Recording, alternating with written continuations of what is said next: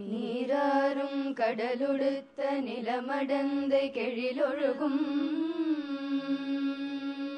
சீராறும் வதனமென திகழ்பரத கண்டமிது தெக்கணமும் நதி சிறந்த திராவிடன திருநாடும் தக்க சிறு பிறை நுதலும் தரிதனரும் திலகமுமே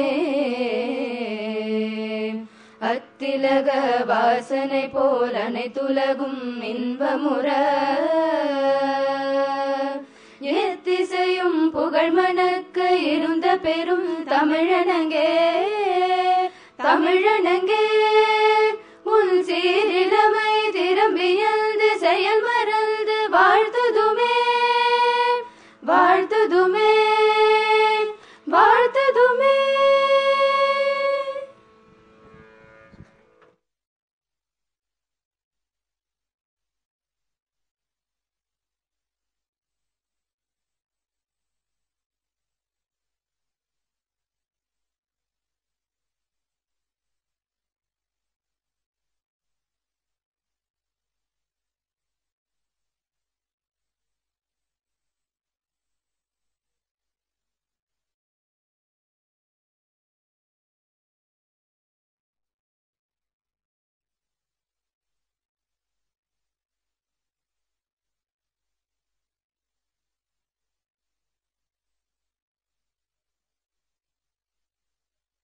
Honorable members of the Legislative Assembly, Vanakkam. It is a great honor and privilege to deliver my first address to the 16th Legislative Assembly in this august House. This House has a glorious heritage, and all of you are proud inheritors of this legacy. I take this opportunity to extend my warm greetings for the new year and Pongal to all the members and to the people of Tamil Nadu. I wish that this year brings happiness, prosperity, and well-being to the people of the state. I would like to congratulate the Honorable Chief Minister Thiru M.K. Stalin for galvanizing the entire government machinery and effectively managing the second wave of the COVID pandemic by ramping up health infrastructure, ensuring availability of oxygen and essential drugs, and transforming the vaccination drive into a people's movement immediately after assuming office. The government's strategy in successfully containing the second wave without significantly affecting people's livelihood and economy has served as a model for the entire nation. The government has taken extensive measures to increase the coverage of vaccination against COVID. Mega vaccination drives are being conducted on a weekly basis throughout the state. When this government assumed office, the coverage of vaccination was very low, with only 8.09% of the eligible population having been administered the first dose and 2.84% the second dose. In just 7 months, due to the concerted efforts of this government, the vaccination coverage has been increased to 86.95% for the first dose and 60.71% for the second dose, with a total of 8.55 crore doses being administered. I request the people of Tamil Nadu to continue to cooperate with the government's efforts to ensure success.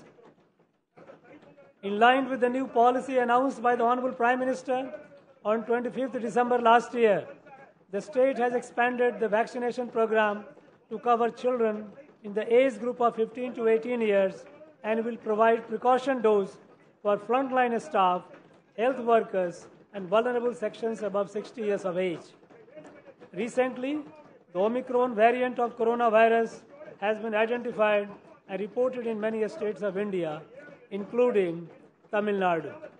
In order to prevent the spread of this variant, the government has strengthened testing and checking protocols at international airports. Based on the experience gained during the second wave, Tamil Nadu was one of the first states in the country in establishing facilities for genome sequencing. Further, the government is augmenting RT-PCR testing facilities, installing oxygen generating PSA plants, and increasing ICU beds. The government is fully prepared to tackle the new variant and the challenges it poses.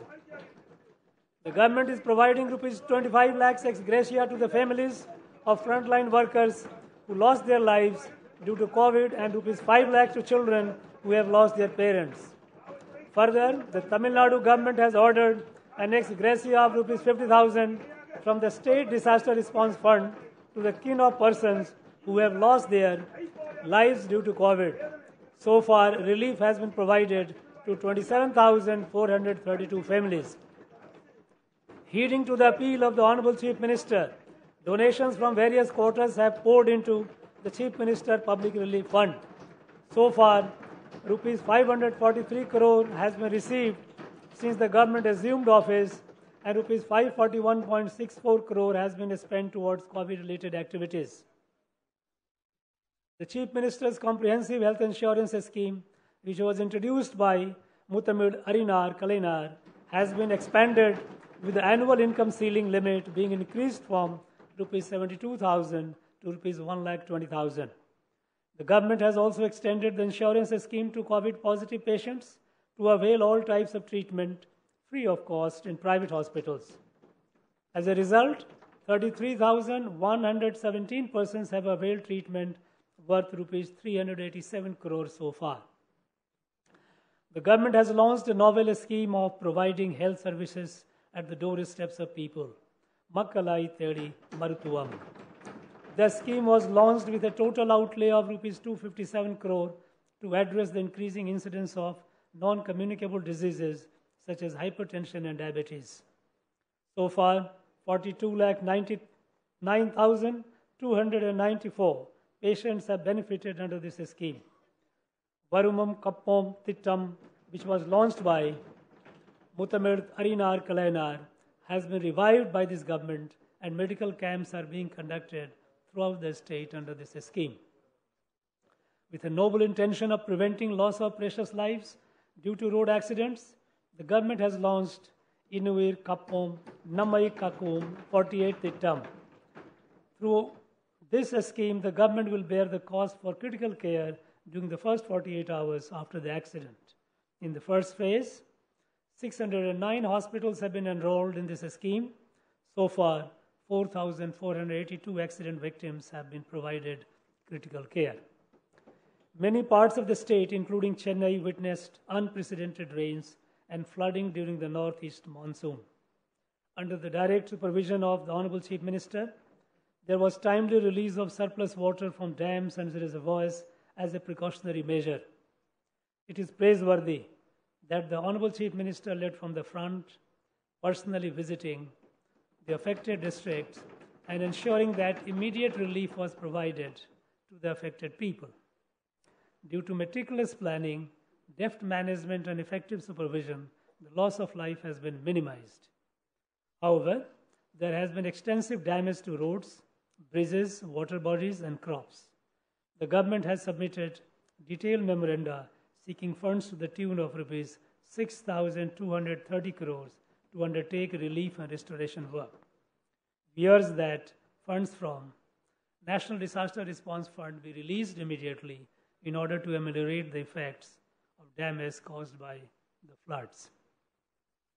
In order to suggest permanent measures to prevent inundation of Chennai, an advisory committee has been constituted to give recommendations on long-term mitigation and management of flood risk. This government will implement the permanent measures recommended by the committee to prevent inundation and consequent damages. The government will distribute a gift hamper for Pongal containing 19 grocery items and sugarcane to all 2.15 crore rice ration card holders in the state at a total cost of rupees 1,297 crore, so that the people who were severely impacted by the second wave of COVID and unprecedented rains can celebrate the Pongal festival with joy. The GST compensation regime is coming to an end on 30 June 2022. After the introduction of GST, the state was not able to realize the high growth of tax collection that it had witnessed during the VAT regime. The COVID pandemic has further exacerbated this problem. The state's revenues are yet to recover, and it would adversely impact the state finances if the compensation is not extended for at least 2 more years.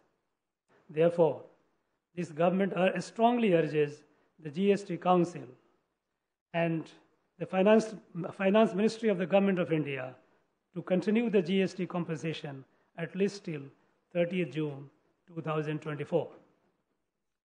It is the vision of the Honorable Chief Minister to make Tamil Nadu a $1 trillion economy by the year 2030. The government has already initiated various programs and policies to achieve this vision.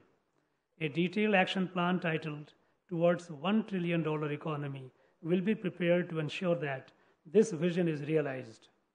The government has been taking earnest efforts to improve the ease of doing business and reduce the compliance burden for businesses and citizens. The Honorable Chief Minister has launched a new single window portal and a mobile app to facilitate its use. Further, during the last assembly session, 165 obsolete and redundant acts were repealed. In a survey conducted by a popular English weekly, our Chief Minister has been adjudged as the most popular Chief Minister in the home state in India. It is laudable that the Honorable Chief Minister has achieved this recognition within such a short span of time after taking charge. The government has remained true to the Honorable Chief Minister's commitment of providing responsive administration. At the end of the first 100 days of Uggal Togutil Mudatarmaichar scheme, the government has successfully redressed 229,216 petitions. To continue this good governance practice, the government has created a separate department, Mudalavarin Mugavari, under the direct supervision of the Honorable Chief Minister by the integrating Ungal Togutil Mudalmaichar department with CM Cell. The government is committed to uphold the glory of Tamil language. Muthamil Arinar Kalanar had declared that the song Nirarum Kadaludut, penned by Manomaniyan Sundarnar, should be sung as Tamil Thai Vardu in government programs. This government has officially declared Tamil Thai Vardu as Tamil Nadu's state song and has mandated that it should be sung in an appropriate manner at the beginning of all events in educational institutions, universities, government offices, and public institutions. Steps will be taken to encourage this practice even in private institutions. Through the Engum Tamil, Edulum Tamil scheme, the uses of Tamil language will be popularized in all government institutions, private schools, shops, and commercial establishments. Necessary guidelines will be framed under the Tamil Nadu Official Language Act 1956 to implement this scheme. In order to encourage the students studying in Tamil medium, 100 textbooks in various subjects in professional courses are being translated into Tamil. The government has declared January 12 as World Tamil Diaspora Day, which will be marked by special events every year. Steps will be taken to bring together all Tamil welfare associations in different countries and in other states of India on a single platform. This will help the non-resident Tamils to be in touch with their roots and also facilitate their investment in the state. The Thai Man scheme will enable non-resident Tamils to participate in the development of infrastructure in their native places. The government is committed to promote the welfare of Sri Lankan Tamils in the state. Orders have been issued for constructing 3,510 houses in the first phase at a cost of Rs 176 crore to improve living conditions in rehabilitation camps. Further, the Honorable Chief Minister has launched several schemes, including increase in cash assistance, a skill training, and a scholarship, free clothes and utensils, and free gas connections for Sri Lankan Tamils. The government accords highest priority to effective maintenance of law and order in the state. 2 new police commissionerates have been created in Awadhi and Tambaram to improve policing in the Greater Chennai region. For their invaluable contribution in the effective management of COVID, 1.17 lakh police personnel were awarded rupees 5,000 each as incentive. This government places high priority on the safety of women and children. The Tamil Nadu State Policy for Children 2021 has been launched for the overall well-being of children, particularly to prevent crimes against them. This government will undertake stringent measures to prevent sale of drugs near educational institutions. This government places high priority on the welfare of farmers and development of agriculture. Due to timely desilting of channels, release of water from Mettur Dam as per schedule, and implementation of Kuruvai package for rupees 61 crore, a record paddy coverage of 4.9 lakhs acres has been achieved in the Kuruvai season this year. To provide succor to the farmers who suffered paddy crop loss due to the recent torrential rains, the government has announced a compensation of 6,038 per hectare for purchase of necessary inputs to enable replantation by farmers.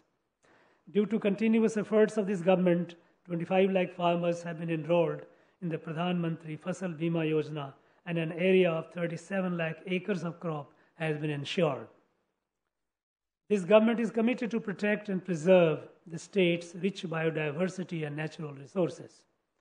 The government has announced Kaduveli wetlands in Villupuram district, where migratory birds flock every year, as the 16th bird sanctuary in the state.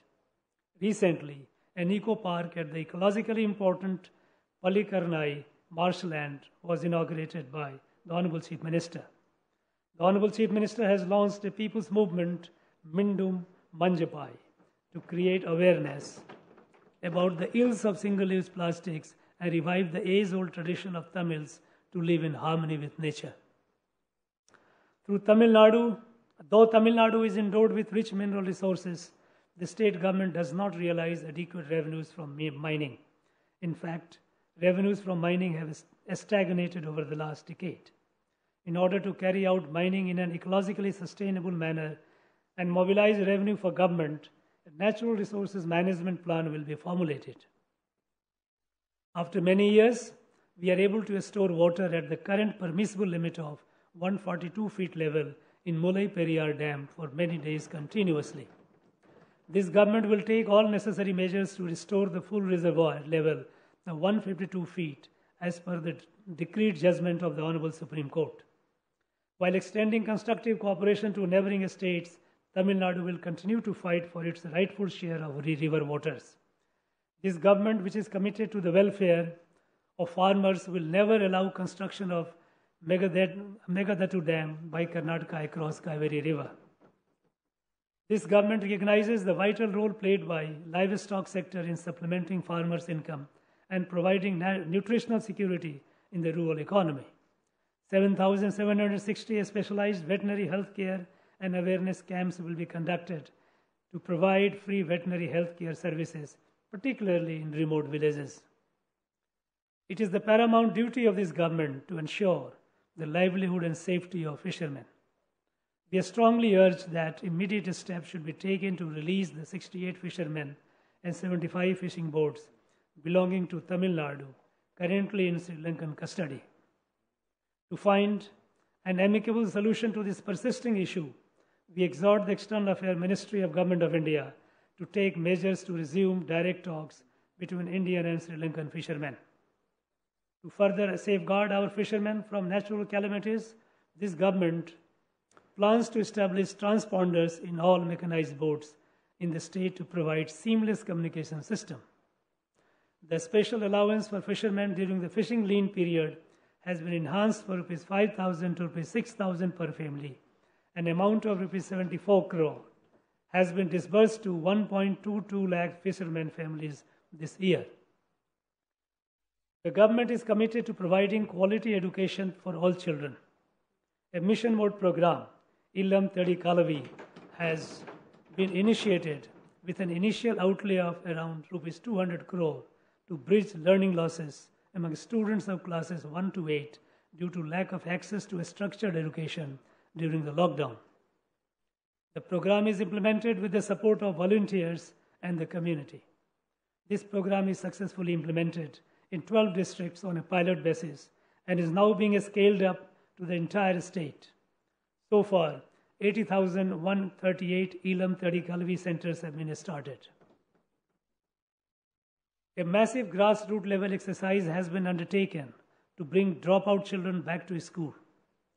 Using a GPS-enabled mobile application and with 80,000 surveyors drawn from various departments, 1,73,792 children have been identified and successfully enrolled in age-appropriate classes. We are conscious of the fact that the future of a country is shaped by its classrooms.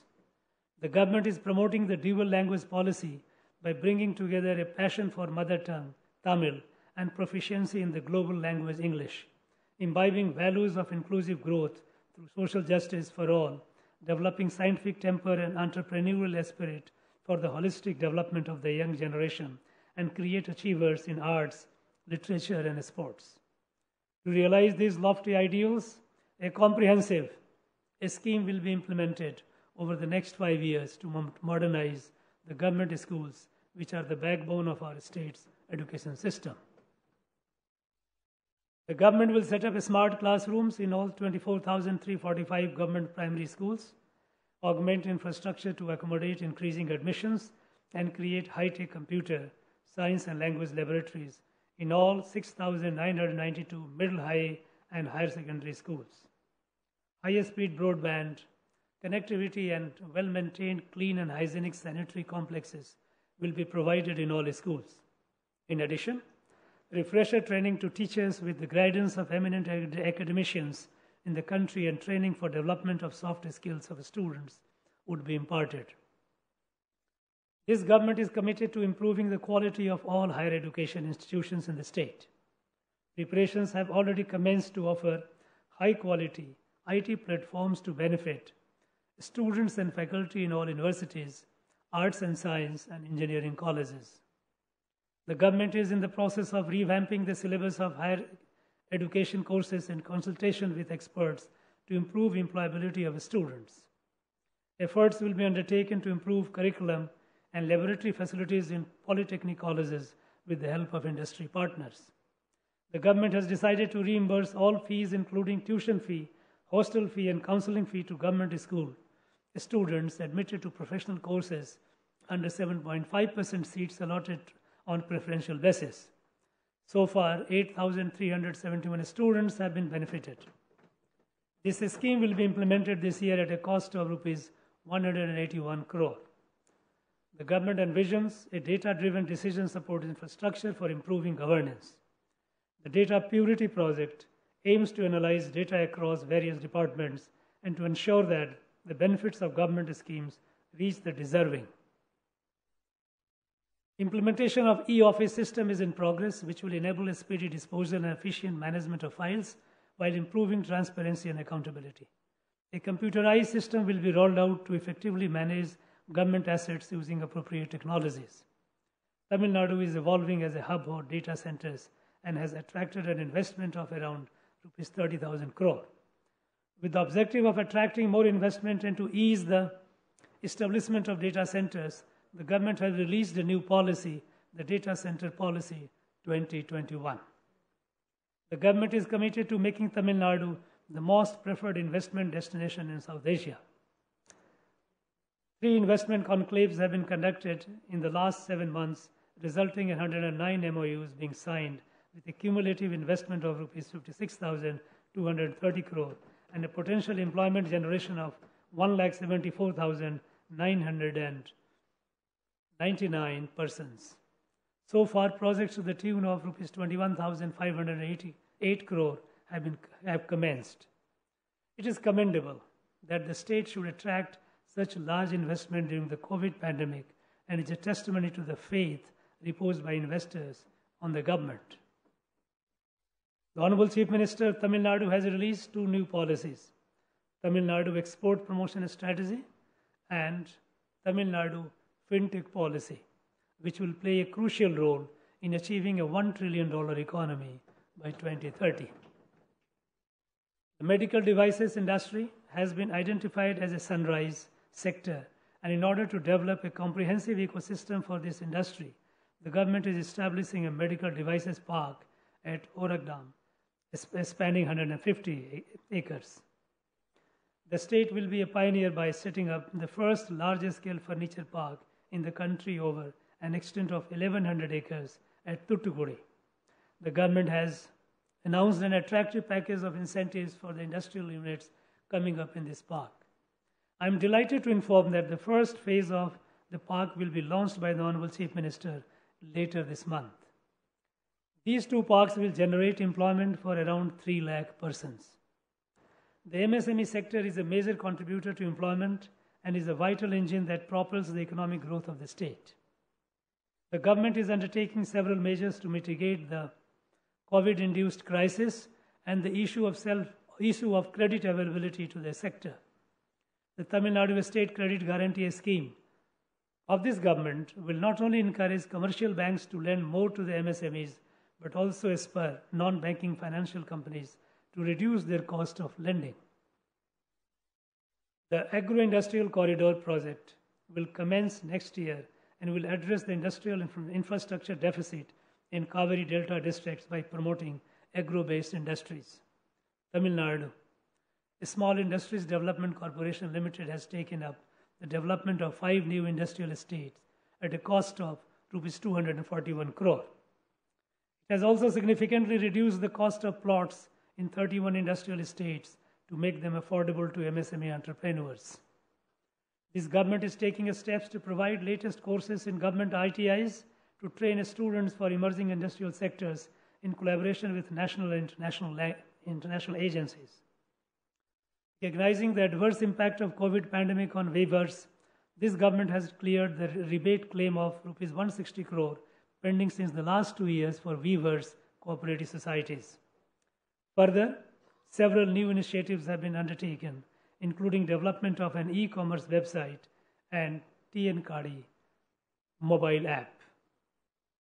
In order to address the problem of low voltage and overloading and to ensure provision of reliable power supply, 8,905 distribution transformers are being erected throughout the state. In order to help the farmers, the government has announced that it will provide 1 lakh new agriculture service connections this year. Despite the nationwide cold shortage and unprecedented rains, the government's tireless efforts have ensured that power supply was maintained without any interruption. The government is focused on strengthening grassroots democracy by empowering local bodies. After assuming office, this government has successfully conducted the much-delayed rural local body elections in 9 districts. Further, Gram Sabha meetings in all village panchayats were conducted on 2nd October 2021 after a long gap. This government is undertaking necessary steps to conduct urban local body elections at the earliest. To ensure holistic development of villages by providing basic amenities and infrastructure, the government has revived the Anaitu Gram Anna Marumalarchi Tittam. It is being implemented in 1997 village panchayats at a cost of Rs 1,200 crore this year. In order to inculcate reading habit and critical thinking, 4,116 libraries are being renovated at a cost of Rs 92 crore. Works to improve infrastructure and basic amenities in 145 Periyar Ninayu Samattuapurams constructed during 1997-2001 will be taken up in phases starting this year. Tamil Nadu is one of the most urbanized states in the country. With a view to upgrading infrastructure and enhancing the standards of living in urban areas, the government has launched the Kalayanar Nagarpura Membatu Tittam to construct and upgrade civic infrastructure, including roads, street lights, bus stands, crematoria, parks, and water bodies with an allocation of Rs 1,000 crore. In order to promote people's participation in developmental schemes, the government has revived the Namakkunam Tittam. In order to increase employment opportunities to the urban poor, the government has launched the Urban Employment Scheme with an outlay of Rs 100 crore. This scheme will not only act as a social safety net, but also aid in creation and maintenance of public assets. So far, 31,620 people have been identified and job cards provided for 18,526 people. The government has laid a special emphasis on development of the capital city Chennai by implementing flagship projects such as Singara Chennai 2.0 at an estimated cost of Rs 500 crore, Chennai City Partnership Program at an estimated cost of US $430 million, and Chennai Metropolitan Area Intelligent Transport System at an estimated cost of Rs 905 crore, which are aimed at transforming civic infrastructure, including roads, transport, stormwater drains, water supply, and public recreational spots. It is the vision of the Honorable Chief Minister to make Tamil Nadu slum-free in the next 10 years. The change in government's approach from clearance of slums to development of urban habitat and improving livelihoods of urban poor is reflected in the renaming of Tamil Nadu Slum Clearance Board to Tamil Nadu Urban Habitat Development Board. In order to make houses more affordable to the urban poor, this government has reduced the amount of contribution payable by beneficiaries and enabled payment in easy monthly installments. Further, a new scheme, Nam Kudirippu Nam Poruppu, is being implemented to ensure proper maintenance of the tenements with the support of resident welfare associations. The government is focused on strengthening the road network in the state to promote economic and social growth. Under the Chief Minister's Road Development Program, works for widening of 894 km of roads at a cost of Rs 2,989 crore have been sanctioned this year.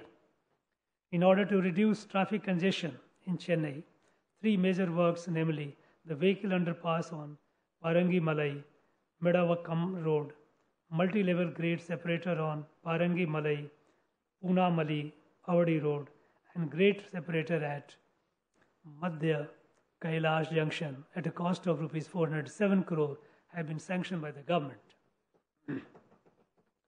The Honorable Chief Minister launched the scheme of free bus travel for women, which has resulted in increase in women ridership from 40% to 61% in past 4 months. The scheme, which has been widely welcomed, will give a thrust to social and economic empowerment of women to ensure multimodal integration and facilitate last-mile connectivity for commuters. Minibus services have been launched from Chennai metro rail stations to different parts of the city. The government will formulate a strategy to revitalize tourism-based economy in the state, leveraging the glorious history, cultural heritage, and pristine natural beauty with which the state is blessed. A new tourism policy, including components to promote adventure tourism, will be released this year. To secure the future of children who have lost both their parents due to COVID, the government is depositing a sum of Rs 5 lakhs in the name of the child in Tamil Nadu Power Finance Corporation. The deposited amount will be paid with accrued interest when the child completes 18 years of age. So far, 287 children have benefited under this scheme. A sum of Rs 3 lakh is given in the name of the child who has lost either of the parents due to COVID as immediate relief. So far, 7,513 children have benefited. The government has created a special fund, Tamil Nadu Children Victim Compensation Fund, for the rehabilitation of victim children who have been awarded compensation under Protection of Children from Sexual Offences Act 2012. So far, 103 children have benefited under this scheme and Rs 2 crore has been disbursed. The government is taking a stern action against perpetrators of sexual offences against children. In order to empower women, the self-help group movement was started in Dharampuri by Muttamid Arainar Kalainar for the first time in the country in 1989. The seeds then sown have grown manifold into a massive movement today. During this financial year, 29,425 new self-help groups have been formed with 4,02,829 women. The government will ensure that the self-help group credit linkage will be more than Rs 20,000 crore this year. So far, an amount of rupees 14,872 crore has been provided to 1,83,096 self-help groups as loans by various banks. In a landmark move fulfilling the dream of Kanti Periyar and Muttamil Arainar Kalainar, that people of all castes can become archakars, this government has issued appointment orders to 58 trained archakars belonging to different caste denominations. Since the government assumed office, 432.82 acres of temple lands at an estimated value of rupees 1,628.61 crore have been retrieved after clearing encroachments. This government is providing rupees 1,000 as monthly incentive to priests working in 12,959 temples under Orukala Pujai scheme. This government also ordered that no charges will be collected from differently abled for conducting their marriages in temples and temple-owned marriage halls. A publication division of Hindu Religious and Charitable Endowment Department will be established with state-of-art facilities to bring out books on the history and architecture of temples and the rich Tamil literature, including Bhakti literature. A drive will be launched to preserve the rare palm leaf manuscripts available in temples and mutts. Major temples will be encouraged to have book stalls wherein books about the history of temples, heritage, culture, and Tamil language will be displayed. Retired officials of Archaeological Survey of India and State Archaeological Department have been appointed as archaeological advisors for conservation, preservation, and renovation of ancient temples under the control of HRNC department.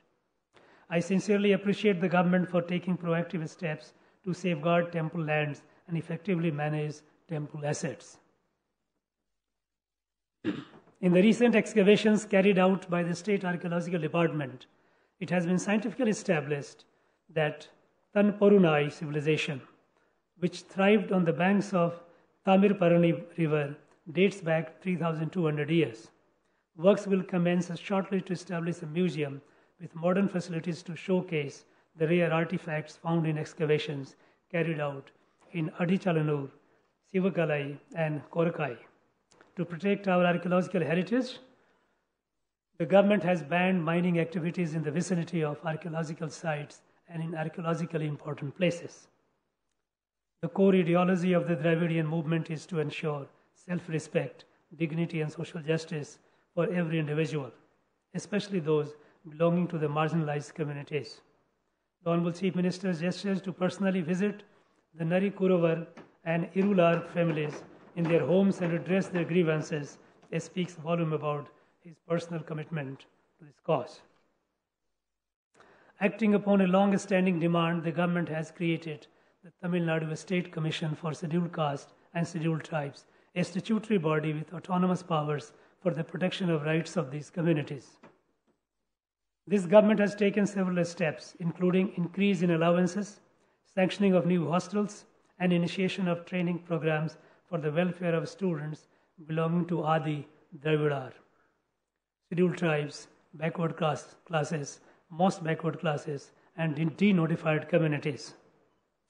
The unrelenting efforts of the Honorable Chief Minister have made 27% reservation in other backward classes in All India quota for undergraduate and postgraduate medical courses a reality. We will take all necessary steps to ensure that similar provision is provided in all professional courses at the All India level. From the days of Justice Party, the state has been at the forefront in upholding the values of social justice and has been guiding other states on the path of humanity and progress. This government will continue to perform this historical responsibility. Entrance exams create an unequal platform by being inherently discriminatory against rural students. Hence, this government is of the firm view that all entrance exams like NEET are unnecessary for a student admission to professional courses and will continue to reiterate this position. This government is committed to the welfare and development of minorities. The scheme of providing subsidy to pilgrims undertaking Hajj and Jerusalem pilgrimage will be continued. The Citizenship Amendment Act has caused concerns amongst minorities, and this House has passed a resolution to repeal it. This government will strive to ensure that this resolution comes to fruition. The government is undertaking several measures to improve the livelihood of differently abled persons. With a view to identifying suitable job opportunities for them, all government and private establishments have been directed to publish an equal opportunity policy. Further, a new differently abled employment and livelihood center has been established to facilitate suitable employment opportunities for their economic empowerment. This government is committed to promote sporting talent among the youth of the state. To inspire and encourage sportspersons from Tamil Nadu to perform at the international level, the Honorable Chief Minister has announced a cash prize of Rs 2 crore and a job to Thiru Mariyappan Thangavelu, silver medalist in the Tokyo Paralympics. To preserve and promote the traditional sports of Silambattam, the discipline has been included for reservation in government jobs provided for a sportsperson. This government has faced umpteen challenges after assuming office, be it the COVID second wave or the unprecedented torrential rains, but it has successfully converted each of them into landmark achievements. This government is working tirelessly, and we assure that we will continue to work with the same vigor, passion, and commitment for the welfare of the people. This government is committed to the principles of self-respect, social justice, equality, rational thinking, and empathy. This government's path is guided by the thoughts and ideals of noble leaders like Tanti Periyar, Anal Ambedkar, Peruntarjivar Kamraj, Perainar Anna, and Mutamid Arainar Kalainar. This government will leave no stone unturned to realize the dreams and aspirations of the people and strive towards making Tamil Nadu the best administered state and a role model not only to other states in the country but to the entire South Asian region. I would like to again wish everyone a very happy Pongal and conclude my address with the immortal words of Mahakavi Bharatiyar.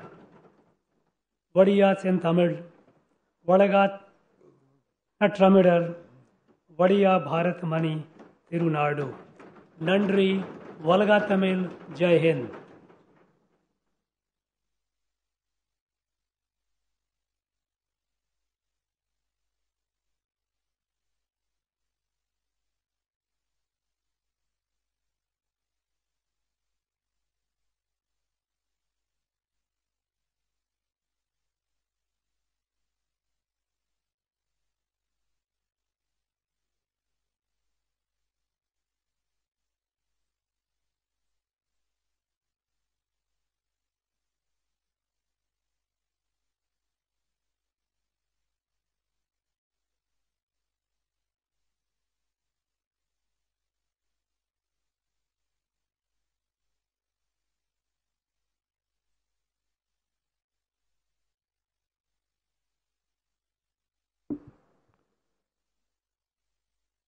மாண்புமிகு சட்டமன்ற பேரவை உறுப்பினர்களே வணக்கம்.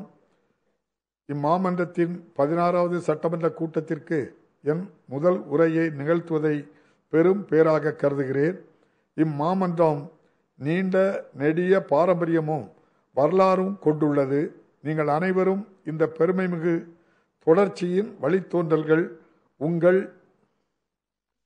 உங்கள் அனைவருக்கும் தமிழ்நாட்டு மக்களுக்கும் என் இனிய ஆங்கில புத்தாண்டு நல்வாழ்த்துக்களையும் பொங்கல் திருநாள் வாழ்த்துக்களையும் தெரிவித்துக் கொள்கிறேன். இப்புத்தாண்டில் தமிழ்நாட்டு மக்களின் வாழ்வில் வளமும் நலமும் பெற்று மகிழ்வுடன் வாழ உளமாற வாழ்த்துகிறேன். பதவியேற்ற முதல் நொடியிலிருந்தே ஒட்டுமொத்த அரசு இயந்திரத்தையும் முடுக்கிவிட்டு மருத்துவ கட்டமைப்பை மேம்படுத்தி ஆக்சிஜனும் அத்தியாவசிய மருந்துகளும் மாநிலமெங்கும் கிடைப்பதை உறுதி செய்து தடுப்பூசி பணிகளை மக்கள் இயக்கமாக மாற்றி கோவிட் பெருந்தொற்றின் 2ஆம் அலையை திறம்பட கையாண்ட மாண்புமிகு முதலமைச்சர் திரு மு.க. ஸ்டாலின் அவர்களை மனமாற பாராட்டுகிறேன். மாநிலத்தின் பொருளாதாரமும் மக்கள் வாழ்வாதாரமும் பெரும் அளவில் பாதிப்படையாமல் கொரோனா பெருந்தொற்றை இந்த அரசு வெற்றிகரமாக கட்டுப்படுத்திய முறை நமது நாட்டிற்கே முன்னோடியாக அமைந்தது. கோவிட் பெருந்தொற்றை கட்டுப்படுத்த மக்களுக்கு தடுப்பூசி செலுத்துவதற்கான பல சிறப்பு முயற்சிகளை இந்த அரசு மேற்கொண்டுள்ளது. மாநிலம் முழுவதும் வாரந்தோறும் மாபெரும் தடுப்பூசி முகாம்கள் நடத்தப்பட்டு வருகின்றன. இந்த அரசு பொறுப்பேற்ற போது தடுப்பூசிகளுக்கு தகுதியானவர்களில் 808.09% மக்களுக்கு முதல் தவணை தடுப்பூசியும் 2.84% மக்களுக்கு இரண்டாம் தவணை தடுப்பூசியும் என்ற குறைந்த அளவிலேயே செலுத்தப்பட்டிருந்தது. இந்த அரசின் சீரிய முயற்சிகளால் இந்நிலை மாறி 7 மாதங்களில் 86.95% மக்களுக்கு முதல் தவணை தடுப்பூசியும் 60.71% மக்களுக்கு இரண்டாம் தவணையும் என 8.55 கோடி தடுப்பூசிகள் செலுத்தப்பட்டுள்ளன. இந்த முயற்சிகள் முழுமையான வெற்றி பெற தமிழ்நாட்டு மக்கள் தொடர்ந்து ஒத்துழைப்பு அளிக்க வேண்டும் என இத்தருணத்தில் கேட்டுக்கொள்கின்றேன். கடந்த 25 டிசம்பர் அன்று மாண்புமிகு பாரத பிரதமர் அவர்கள் அறிவித்துள்ள புதிய கொள்கையை பின்பற்றி 15 முதல் 18 வயதுள்ள குழந்தைகளுக்கு தடுப்பூசிகளை மாநில அரசு வழங்கி வருகின்றது. மேலும் முன்கள பணியாளர்களுக்கும் சுகாதார பணியாளர்களுக்கும் 60 வயதுக்கு மேற்பட்ட எளிதில் பாதிக்கப்படக்கூடியவர்களுக்கும் கூடுதல் தவணையில் பிரிகாஷன் டோஸ் தடுப்பூசிகள் வழங்கப்படும். அண்மையில் தமிழ்நாடு உட்பட இந்தியாவின் பெருவாரியான மாநிலங்களில் கொரோனாவின் உருமாறிய ஒமைக்ரான் வைரஸ் கண்டறியப்பட்டுள்ளது. இதன் பரவலை தடுப்பதற்காக பன்னாட்டு விமான நிலையங்களில் சோதனையும் ஆய்வு செயல்முறைகளையும் அரசு வலுப்படுத்தியுள்ளது. கோவிட் பெருந்தொற்றின் 2ஆம் அலையின் அனுபவத்தின் அடிப்படையில் நமது நாட்டிற்கே எடுத்துக்காட்டாக மரபணு வரிசைமுறை சோதனை வசதிகள் இந்த அரசால் ஏற்படுத்தப்பட்டுள்ளன. RT-PCR சோதனை வசதிகளை அதிகரித்தல், ஆக்சிஜன் உற்பத்தி செய்யும் BSA ஆலைகளை BSA பிளான்ஸ் நிறுவுதல், அவசர சிகிச்சை படுக்கைகளின் எண்ணிக்கையை அதிகரித்தல் ஆகிய நடவடிக்கைகளை இந்த அரசு மேற்கொண்டு வருகின்றது. இப்புதிய மாற்றம் பெற்ற வைரஸின் சவால்களை எதிர்கொள்வதற்கு அரசு முழுமையான தயார் நிலையில் உள்ளது. கொரோனா தொற்றால் உயிரிழந்த முன்கள பணியாளர்களின் குடும்பங்களுக்கு 25 லட்சம் ரூபாயும், பெற்றோரை இழந்த குழந்தைகளுக்கு 5 லட்சம் ரூபாயும் நிவாரணமாக இந்த அரசு வழங்குகின்றது. அது மட்டுமின்றி இத்தொழில் உயிரிழப்பு நேர்ந்த அனைத்து குடும்பங்களுக்கும் மாநில பேரிடர் நிவாரண நிதியில் இருந்து தலா 50,000 ரூபாயை நிவாரண நிதியாக வழங்க தமிழ்நாடு அரசு உத்தரவிட்டுள்ளது. இதுவரை 27,432 குடும்பங்களுக்கு இத்தொகை வழங்கப்பட்டுள்ளது. இந்த அரசு பொறுப்பேற்ற பின் மாண்புமிகு முதலமைச்சர் அவர்களின் வேண்டுகோளை ஏற்று முதலமைச்சர் பொது நிவாரண நிதிக்கு பல்வேறு தரப்பிலிருந்து 543 கோடி ரூபாய் நன்கொடையாக பெறப்பட்டது.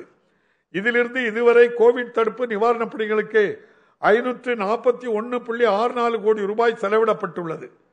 முத்தமிழறிஞர் கலைஞர் அவர்களால் அறிமுகப்படுத்தப்பட்ட முதலமைச்சரின் விரிவான மருத்துவ காப்பீடு திட்டத்தில் பயன்பெறுவதற்கான ஆண்டு வருமான உச்சவரம்பை 72,000 ரூபாயில் இருந்து 1,20,000 ரூபாயாக உயர்த்தப்பட்டுள்ளது. இக்காப்பீட்டு திட்டத்தின் மூலம் கோவிட் தொற்றால் பாதிக்கப்பட்ட நோயாளிகள் தனியார் மருத்துவமனைகளில் அனைத்து சிகிச்சைகளையும் இலவசமாக பெறலாம் என இந்த அரசு அறிவித்துள்ளது. இதன் பயனாக இதுவரை 33,117 பேர் 387 கோடி ரூபாய் மதிப்பிலான சிகிச்சை பெற்றுள்ளனர். மருத்துவ சேவைகளை மக்களின் இருப்பிடத்திற்கே கொண்டு சேர்க்கும் வகையில் மக்களை தேடி மருத்துவம் என்னும் முன்னோடி திட்டத்தை மாண்புமிகு முதலமைச்சர் அவர்கள் தொடங்கி வைத்துள்ளார்கள். உயர் இரத்த அழுத்தம், சர்க்கரை நோய் போன்ற தொற்றா நோய்களின் தாக்கம் அதிகரித்து வருவதை தடுக்கும் வகையில் மொத்தம் 257 கோடி ரூபாய் செலவில் இத்திட்டம் தொடங்கப்பட்டுள்ளது. இதுவரை 42,99,294 நோயாளிகள் இத்திட்டத்தில் பயனடைந்துள்ளனர். முத்தமிழறிஞர் கலைஞர் அவர்களால் தொடங்கப்பட்ட வருமுன் காப்போர் திட்டத்திற்கு புத்துயிர் அளிக்கப்பட்டு மாநிலமெங்கும் மருத்துவ முகாம்கள் நடத்தப்பட்டு வருகின்றன. சாலை விபத்துகளால் ஏற்படும் விலை மதிப்பற்ற உயிர்களின் இழப்புகளை குறைக்கும் வகையில் இன்னுயிர் காப்போம் நம்மை காக்கும் 48 திட்டம் என்ற உன்னத திட்டத்தை இந்த அரசு தொடங்கியுள்ளது. இத்திட்டத்தின் வாயிலாக விபத்து ஏற்பட்ட முதல் 48 மணி நேரத்திற்குள் அளிக்கப்படும் அவசர சிகிச்சைகளுக்கான செலவை அரசே ஏற்கும். இத்திட்டத்தில் முதல் கட்டமாக 609 மருத்துவமனைகள் பதிவு செய்யப்பட்டுள்ளன. இதுவரை விபத்துகளில் சிக்கிய 4482 பேர்கள் அவசர சிகிச்சைகளை பெற்றுள்ளனர். வடகிழக்கு பருவமழை காலத்தில் சென்னை உட்பட மாநிலத்தின் பல்வேறு பகுதிகளில் வரலாறு காணாத மழைப்பொழிவும் வெள்ளப்பெருக்கும் ஏற்பட்டன. மாண்புமிகு முதலமைச்சர் அவர்களின் நேரடி மேற்பார்வையில் முன்னெச்சரிக்கையாக சரியான நேரத்தில் அணைகளிலிருந்தும் ஏரிகளிலிருந்தும் உபரி நீர் விடுவிக்கப்பட்டது. மாண்புமிகு முதலமைச்சர் அவர்களே பாதிக்கப்பட்ட மாவட்டங்களுக்கு நேரில் சென்று பார்வையிட்டு பாதிக்கப்பட்ட மக்களுக்கு உடனடியாக நிவாரணம் அளிக்கப்படுவதை உறுதி செய்து பேரிடர் நிவாரண பணிகளை முன்னின்று நடத்தியது பாராட்டுக்குரியது. துல்லியமான திட்டமிடல், திறன்மிகு மேலாண்மை, தீவிர மேற்பார்வையின் காரணமாக உயிரிழப்புகள் பெருமளவில் தவிர்க்கப்பட்டன. இருப்பினும் சாலைகள், பாலங்கள், நீர்நிலைகள் போன்ற கட்டமைப்புகளும் பயிர்களும் கடுமையாக சேதமடைந்துள்ளன. நிவாரணம் மற்றும் மறுசீரமைப்பு பணிகளை மேற்கொள்வதற்காக 6230 கோடி ரூபாய் நிதியை கோரி விரிவான கோரிக்கைகளை இந்த அரசு அளித்துள்ளது. வெள்ளத்தால் ஏற்பட்டுள்ள சேதங்களை மறுசீரமைக்க தேசிய பேரிடர் நிவாரண நிதியிலிருந்து NDRF நிதியை உடனடியாக விடுவிக்க வேண்டும் என்று வலியுறுத்துகிறோம். இனி வருங்காலங்களில் சென்னையில் வெள்ளத்தால் ஏற்படும் பாதிப்புகளை தடுப்பதற்கு நீண்டகால தடுப்பு மற்றும் மேலாண்மை குறித்த பரிந்துரைகளை வழங்குவதற்கென ஆலோசனை குழு ஒன்று அமைக்கப்பட்டுள்ளது.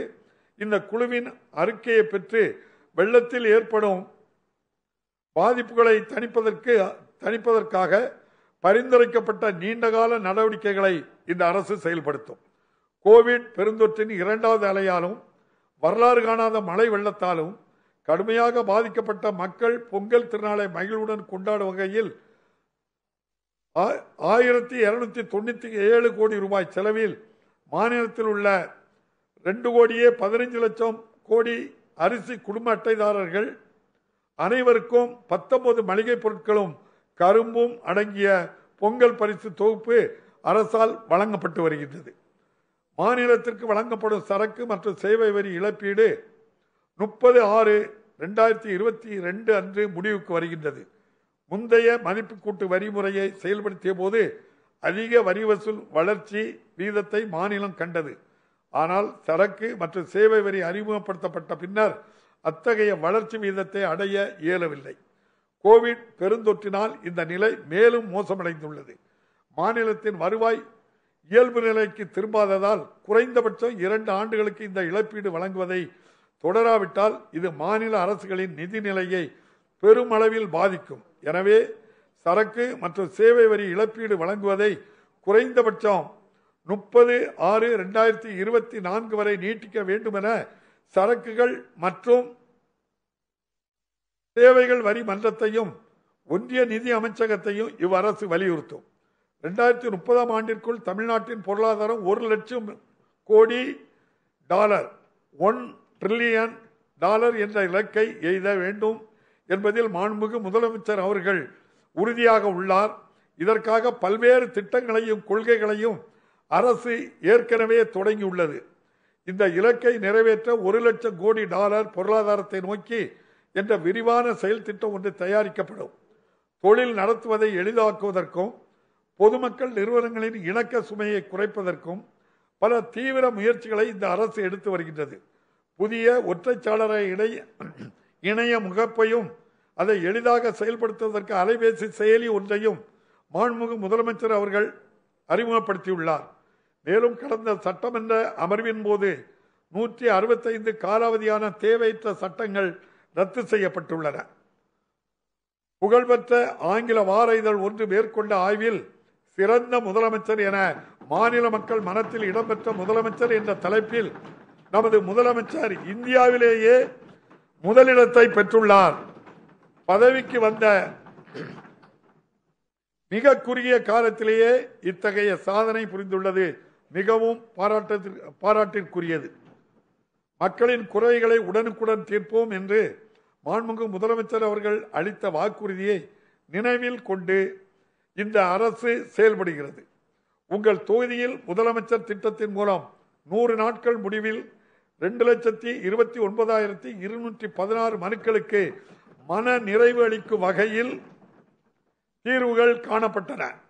அரசின் இந்த சீரிய நிர்வாகம் சிறப்புற தொடரும் நோக்கத்தில் உங்கள் தொகுதியில் முதலமைச்சர் துறையையும் முதலமைச்சரின் தனிப்பிரிவையும் சிஎம் செல் இணைத்து மாண்புமிகு முதலமைச்சர் அவர்களின் நேரடி மேற்பார்வையின் கீழ் முதல்வரின் முகவரி என்ற தனித்துறை ஒன்றை இந்த அரசு உருவாக்கியுள்ளது. தமிழ் மொழியை போற்றி அதன் செம்மையை நிலைநாட்டுவதில் இந்த அரசு உறுதியாக உள்ளது. மனோன்மணியம் சுந்தரனார் அவர்களை ஏற்றிய நீராறும் கடலுடுத்த என்ற பாடலை தமிழ்தாய் வாழ்த்தாக அரசு நிகழ்ச்சிகளில் பாட வேண்டும் என்று முத்தமிழறிஞர் கலைஞர் அவர்கள் அறிவித்தார்.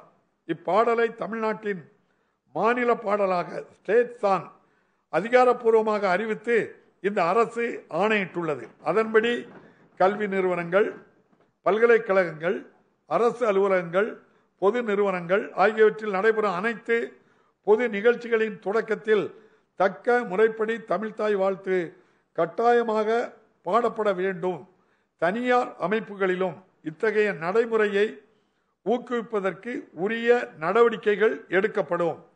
எங்கும் தமிழ் எதிலும் தமிழ் திட்டத்தின் மூலம் அரசு அமைப்புகள், தனியார் பள்ளிகள், கடைகள், வணிக நிறுவனங்கள் என அனைத்திலும் தமிழ் மொழியின் பயன்பாட்டை ஊக்குவிக்கும் வகையில் தமிழ்நாடு ஆட்சி மொழி சட்டம் 1956 புதிய வழிகாட்டு நெறிமுறைகள் வகுக்கப்படும்.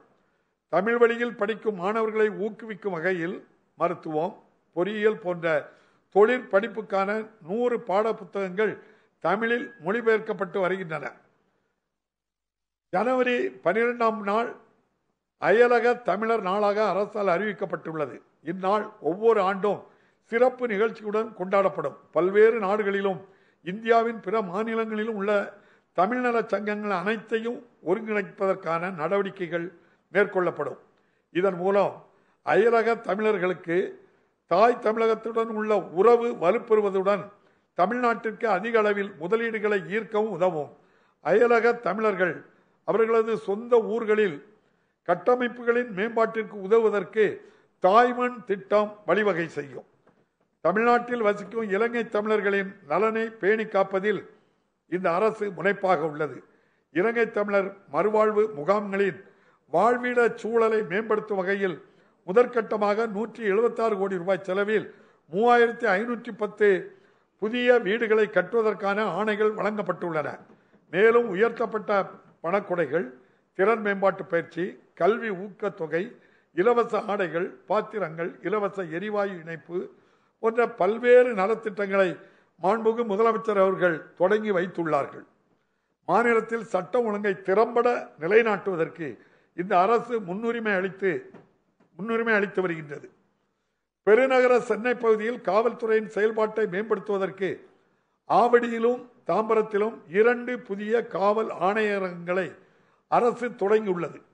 கோவிட் பெருந்தொற்று காலத்தில் திறம்பட பணியாற்றிய காவல்துறையினரின் சேவைகளை பாராட்டும் வகையில் 1.17 லட்சம் காவல்துறையினருக்கு தலா ரூபாய் 5000 ஊக்கத்தொகை வழங்கப்பட்டது. பெண்கள், குழந்தைகளின் பாதுகாப்பு இந்த அரசின் தலையாய கடமையாகும். குழந்தைகளின் ஒட்டுமொத்த நல்வாழ்விற்காக, குறிப்பாக குழந்தைகளுக்கு எதிரான குற்றங்களை தடுக்கும் நோக்கத்துடன் தமிழ்நாடு மாநில குழந்தைகளுக்கான கொள்கை 2021 இந்த அரசு வெளியிட்டுள்ளது. கல்வி நிறுவனங்களின் அருகில் போதைப் பொருட்களின் விற்பனை தடுப்பதற்கு கடுமையாக நடவடிக்கைகளை இந்த அரசு மேற்கொள்ளும். உழவர்களின் நலனை பேணி காப்பதற்கும் வேளாண் தொழிலை மேம்படுத்துவதற்கும் உயர் முக்கியத்துவத்தை இந்த அரசு அளிக்கின்றது. இந்த நேரத்தில் கால்வாய்களை தூர்வாரி மேட்டூர் அணையில் இருந்து நீரை விடுவித்து குறுவை சாகுபடியை ஊக்குவிக்க 61 கோடி ரூபாயில் குறுவை சாகுபடி தொகுப்பும் வழங்கப்பட்டது. இதன் விளைவாக இவ்வாண்டு 4.9 லட்சம் ஏக்கர் பரப்பளவில் குறுவை நெல் சாகுபடி செய்து வரலாறு காணாத சாதனை படைத்துள்ளது. அண்மையில் ஏற்பட்ட எதிர்பாராத வெள்ளத்தால் நெற்பயிர்கள் சில பகுதிகளில் சேதமடைந்தன. இதனால் பாதிக்கப்பட்ட விவசாயிகள் துயரை தீர்க்கவும் மறு பயிரிட செய்ய தேவையான இடுபொருளை வழங்கவும் ஒரு ஹெக்டேருக்கு ரூபாய் 6038 இழப்பீடு அரசு அறிவித்துள்ளது. மாநில அரசின் தொடர் முயற்சியால் பிரதம மந்திரியின் பயிர் காப்பீடு திட்டத்தில் 25 லட்சம் விவசாயிகள் இணைந்துள்ளனர். இத்திட்டத்தில் 37 லட்சம் ஏக்கர் பயிர் காப்பீடு செய்யப்பட்டுள்ளது. மாநிலத்தின் வளமிக்க உயிரின பன்மயத்தையும் இயற்கை வளங்களையும் பாதுகாக்க இந்த அரசு உறுதி பூண்டுள்ளது. ஒவ்வொரு ஆண்டும் பெருமளவில் பறவைகள் வருகை தரும் விழுப்புரம் மாவட்டத்தில் உள்ள கழுவேலி சதுப்பு நிலங்களை மாநிலத்தின் 16வது பறவைகள் சரணாலயமாக தமிழ்நாடு அரசு அறிவித்துள்ளது. சுற்றுச்சூழல் முக்கியத்துவம் வாய்ந்த பள்ளிக்கரணை சதுப்பு நிலத்தில் புதிய சூழல் பூங்காவினை மாண்புமிகு முதலமைச்சர் அவர்கள் திறந்து வைத்துள்ளார்கள். இயற்கையோடு இயந்த வாழ்வு என்ற தமிழர்களின் தொன்மையான பண்பாட்டை மீட்டெடுக்கவும் ஒருமுறை மட்டும் பயன்படுத்தும் நெகிழிகளால் உண்டாகும் தீங்குகள் பற்றிய விழிப்புணர்வை ஏற்படுத்தவும் மீண்டும் மஞ்சப்பை என்னும் மக்கள் இயக்கத்தை மாண்புமிகு முதலமைச்சர் அவர்கள் தொடங்கி வைத்துள்ளார்கள். தமிழ்நாடு அதிக அளவில் கனிம வளங்களை கொண்டிருந்தாலும் அதற்கேற்ற வருவாயை மாநில அரசு பெறுவதில்லை. மேலும் கடந்த 10 ஆண்டுகளாக கனிமங்களிலிருந்து பெறப்படும் வருவாயில் தேக்கம் ஏற்பட்டுள்ளது. சுற்றுச்சூழலை பாதிக்காத வகையில் சுரங்கப்பணிகள் மேற்கொள்வதற்கும் அரசிற்கு உரிய வருவாயை திரட்டுவதற்கும் இயற்கை வள மேலாண்மை திட்டம் ஒன்று வகுக்கப்படும். பல ஆண்டுகளுக்கு பின் முல்லை பெரியாறு அணையில் தற்போது அனுமதிக்கப்பட்டுள்ள அளவான 142 அடி உயரத்திற்கு நீரை இந்த ஆண்டு தொடர்ந்து பல நாட்கள் தேக்க முடிந்தது. மாண்புமிகு உச்சநீதிமன்ற தீர்ப்பாணையின்படி அணையின் முழு கொள்ளளவான 152 அடியை எய்த தேவையான அனைத்து முயற்சிகளையும் இந்த அரசு மேற்கொள்ளும். அண்டை மாநிலங்களுக்கு ஆக்கப்பூர்வமான ஒத்துழைப்பை வழங்கும் அதே வேளையில் நதிநீர் பங்கீட்டில் தனது உரிமைகளை ஒருபோதும் கைவிடாமல் தனது நியாயமான பங்கிற்காக தமிழ்நாடு தொடர்ந்து போராடும். காவிரி ஆற்றில் கர்நாடக அரசால் மேகதாதுவில் அணை கட்டும் திட்டத்தை உழவர்களின் நலன் மீது அக்கறை கொண்ட இந்த அரசு ஒருபோதும் அனுமதிக்காது. கிராமப்புற பொருளாதாரத்தில் உழவர்களின் வருவாயை பெருக்குவதிலும் ஊட்டச்சத்து பாதுகாப்பினை உறுதி செய்வதிலும் கால்நடை வளர்ப்பு வைக்கும் முக்கியமான பங்கை இந்த அரசு நன்கு அறியும்.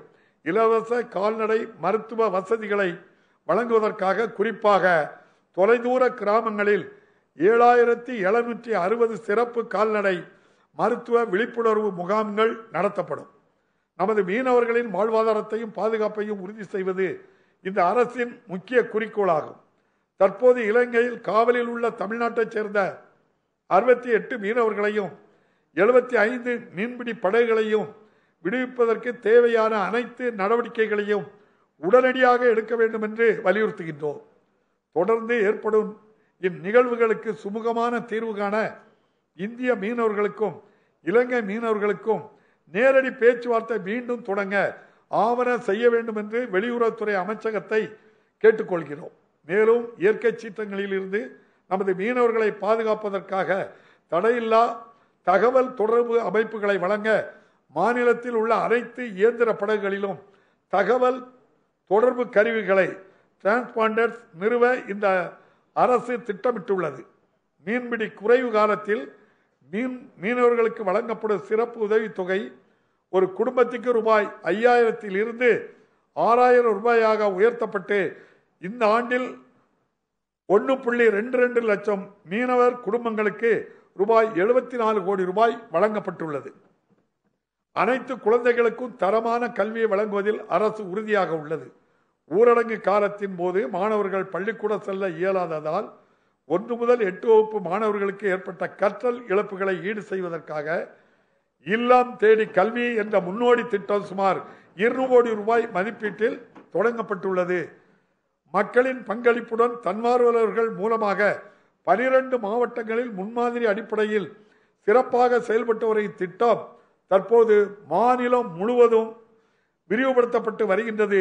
இதுவரை 80,138 இல்லந்தேடி கல்வி மையங்கள் தொடங்கப்பட்டுள்ளன.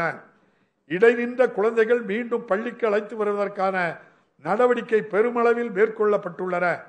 பல்வேறு துறைகளைச் சேர்ந்த 80,000 அலுவலர்களை பயன்படுத்தி GPS செயலி வாயிலாக முறையாக கணக்கெடுத்து 1,73,792 குழந்தைகள் அவர்களின் வயதுக்கு ஏற்ற வகுப்புகளில் வெற்றிகரமாக சேர்க்கப்பட்டுள்ளனர். ஒரு நாட்டின் எதிர்காலம் வகுப்பறைகளில்தான் வடிவமைக்கப்படுகிறது என்பதை நமது அரசு நன்கு உணர்ந்துள்ளது. தாய்மொழி பற்றும் உலகை வெல்ல உதவும் ஆங்கிலமும் இணைந்த இருமொழி கொள்கை அனைவரையும் உள்ளடக்கிய வளர்ச்சியை உறுதி செய்யும் சமூக நீதி பார்வை அறிவியல் வழி சிந்தனையும் தொழில் முனையும் திறனும் படைத்த இளைஞர்கள் சமுதாயம் கலை, இலக்கியம், விளையாட்டு என பன்முக திறன் கொண்ட வெற்றியாளர்களை உருவாக்குவதல் ஆகியவற்றை முதன்மை இலக்குகளாக முன்வைத்து செயலாற்றிட பல்வேறு முயற்சிகளை எடுத்து வருகிறோம். இந்த உரிய நோக்கங்களுக்கு செயல் வடிவம் தந்திடும் வகையில் மாநில கல்வி அமைப்பின் முதுகெலும்பாய் திகழும் அரசு பள்ளிகளை நவீனமாக்கிட ஒரு மாபெரும் திட்டம் அடுத்த 5 ஆண்டுகளில் செயல்படுத்தப்படும்.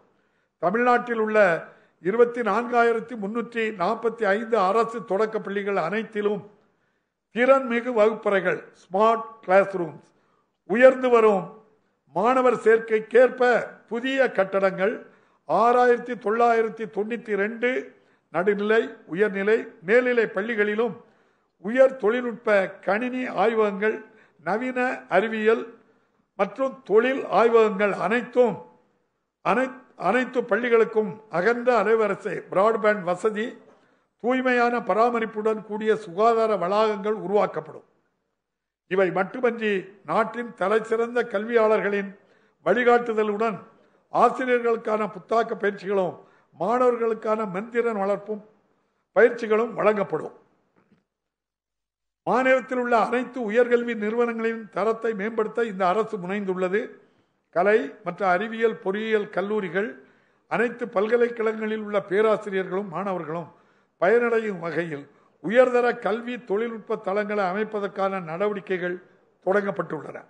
மாணவர்களுக்கு வேலைவாய்ப்பை உருவாக்கி தரும் வகையில் வல்லுநர்களுடன் கலந்து ஆலோசித்து உயர்கல்வி பாடத்திட்டத்தை மறுசீரமைக்கவும் அரசு முயற்சி செய்து வருகின்றது.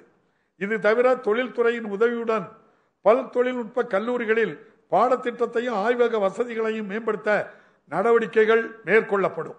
முன்னுரிமை அடிப்படையில் 7.5% ஒதுக்கீட்டில் பொறியியல் போன்ற தொழிற்படிப்புகளில் சேரும் அரசு பள்ளி மாணவர்களின் கல்வி கட்டணம், விடுதி கட்டணம், கலந்தாய்வு கட்டணம் உள்ளிட்ட அனைத்து கட்டணங்களையும் அரசே ஏற்க முடிவு செய்யப்பட்டுள்ளது.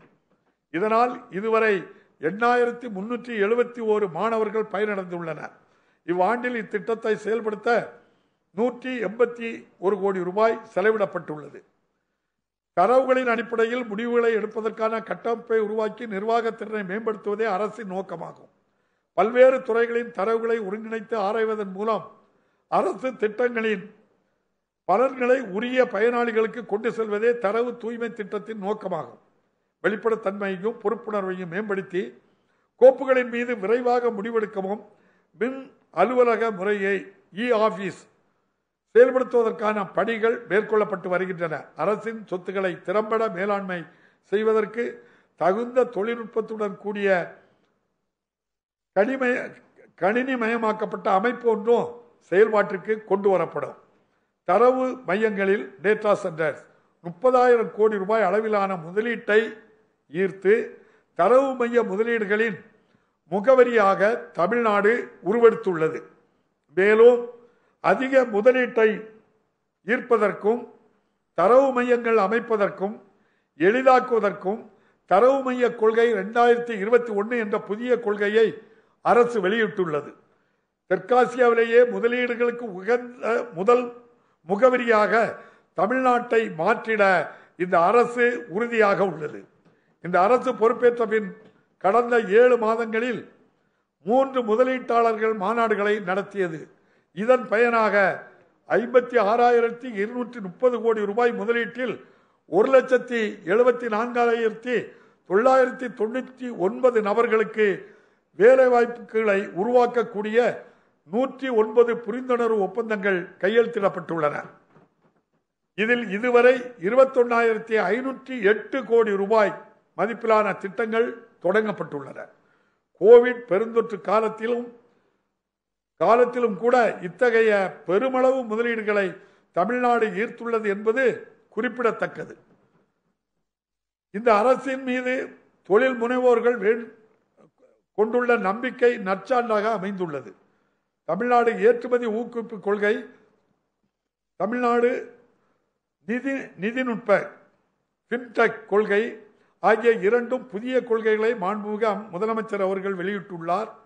தமிழ்நாட்டின் பொருளாதாரம் 2030 ஆண்டிற்குள் $1,00,000 கோடி என்ற இலக்கை அடைய இக்கொள்கைகள் மிக முக்கிய பங்கு வகிக்கும். மருத்துவக் கருவிகள்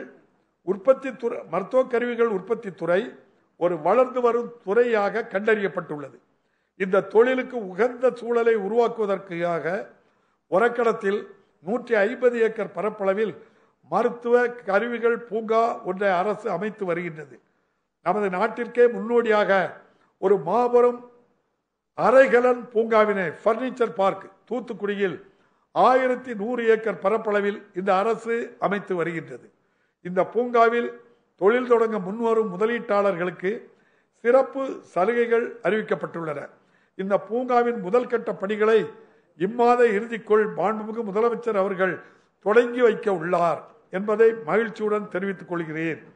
இந்த இரு பூங்காக்கள் மூலம் கிட்டத்தட்ட 3 லட்சம் நபர்களுக்கு வேலை வாய்ப்புகள் உருவாக்கப்படும்.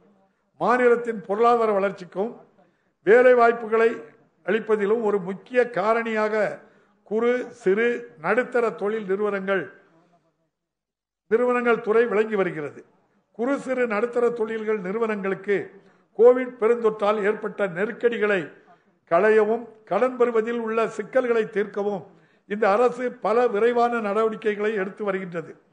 குறு சிறு நடுத்தர நிறுவனங்களுக்கு வணிக வங்கிகள் அதிக கடன் வழங்குவதை ஊக்குவித்து வங்கி சாரா நிதி நிறுவனங்கள் குறைந்த வட்டியில் கடன் வழங்குவதற்கு இவ் அரசின் தமிழ்நாடு மாநில கடன் உத்தரவாத திட்டம் வழிகோலும். வரும் ஆண்டு தொடங்கப்பட உள்ள வேளாண் தொழில்களுக்கான பெருவழி திட்டம் காவிரி டெல்டா மாவட்டங்களில் வேளாண்மை சார்ந்த தொழில்களை ஊக்குவிப்பதன் மூலம் தொழில் கட்டமைப்பு குறைபாடுகளை நிவர்த்தி செய்யும். தமிழ்நாடு சிறுதொழில் வளர்ச்சி கழகம் 5 தொழிற்பேட்டைகளை 241 கோடி ரூபாய் செலவில் அமைக்க நடவடிக்கைகள் மேற்கொள்ளப்பட்டு வருகிறது. குறு சிறு நடுத்தர தொழில் முனைவோர் பயன்பெறும் வகையில் தொழிற்பேட்டைகளில் மனைகளின் விலை பெருமளவில் குறைக்கப்பட்டுள்ளது. எதிர்காலத்தில் ஏற்றம் பெறக்கூடிய தொழில்களாக கண்டறியப்பட்ட துறைகளில் நமது மாணவர்களை பயிற்றுவிப்பதற்காக தேசிய மற்றும் பன்னாட்டு அமைப்புகளுடன் இணைந்து அரசு தொழிற்பயிற்சி நிலையங்களில் நவீன தொழில் பயிற்சிகள் அரசால் தொடங்கப்படும். கோவிட் பெருந்தொற்றினால் நெசவாளர்களுக்கு ஏற்பட்டுள்ள பாதிப்பை இந்த அரசு உணர்ந்துள்ளது. கடந்த 2 ஆண்டுகளாக நிலுவையில் இருந்த நெசவாளர் கூட்டுறவு சங்கங்களுக்கு வழங்கப்பட்டிருக்க வேண்டிய தள்ளுபடி தொகையான 160 கோடி ரூபாயை அரசு விடுவித்துள்ளது. இத்துடன் மின் வணிக வலைத்தளம் TN காதி என்ற கைபேசி செயலி போன்ற பல்வேறு புதுமையான நடவடிக்கைகளையும் இந்த அரசு மேற்கொண்டுள்ளது. குறைந்த மின் அழுத்தத்தையும் கூடுதல் மின் சுமையை தவிர்க்கவும் தடையில்லா மின்சாரம் வழங்குவதை உறுதி செய்யவும் மாநிலம் முழுவதும் 8905 பகிர்மான மின்மாற்றிகள் அமைக்கப்பட்டு வருகின்றன. வேளாண் பெருமக்கள் பயன்பெறும் வகையில் இந்த ஆண்டு மட்டும் 1 லட்சம் புதிய விவசாய மின் இணைப்புகள் வழங்கப்படும் என இந்த அரசு அறிவித்துள்ளது. நாடு முழுவதும் நிலக்கரி பற்றாக்குறை நிலவிய போதும் பெருமளவில் மழை வெள்ளத்தால் பாதிப்புகள் ஏற்பட்ட போதும் தங்கு தடையின்றி மின்சாரம் வழங்கப்பட்டதற்கு இந்த அரசின் சீரிய முயற்சிகளே காரணமாகும். உள்ளாட்சி அமைப்புகளுக்கு அதிகாரம் அளிப்பதன் மூலம் மக்களாட்சியினை கடைகோடியிலும் உறுதிப்படுத்துவதே இந்த அரசின் முக்கிய நோக்கமாகும். இவ் அரசு பதவியேற்றவுடன் நீண்ட காலமாக நடைபெறாமல் இருந்த 9 மாவட்டங்களில் ஊரக உள்ளாட்சி தேர்தல்களை வெற்றிகரமாக நடத்தியது. மேலும் நீண்ட இடைவெளிக்கு பிறகு 2/10/2021 அன்று அனைத்து ஊராட்சிகளிலும் கிராம சபைகள் நடைபெற்றன. நகர்ப்புற உள்ளாட்சி தேர்தல்களையும் விரைவில் நடத்திட தேவையான நடவடிக்கைகளை இந்த அரசு மேற்கொண்டு வருகின்றது.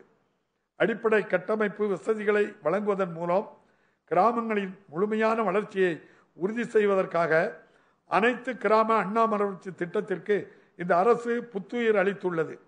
இந்த ஆண்டு 1997 ஊராட்சிகளில் ரூபாய் 1200 கோடி செலவில் இத்திட்டம் செயல்படுத்தப்பட்டு வருகின்றது.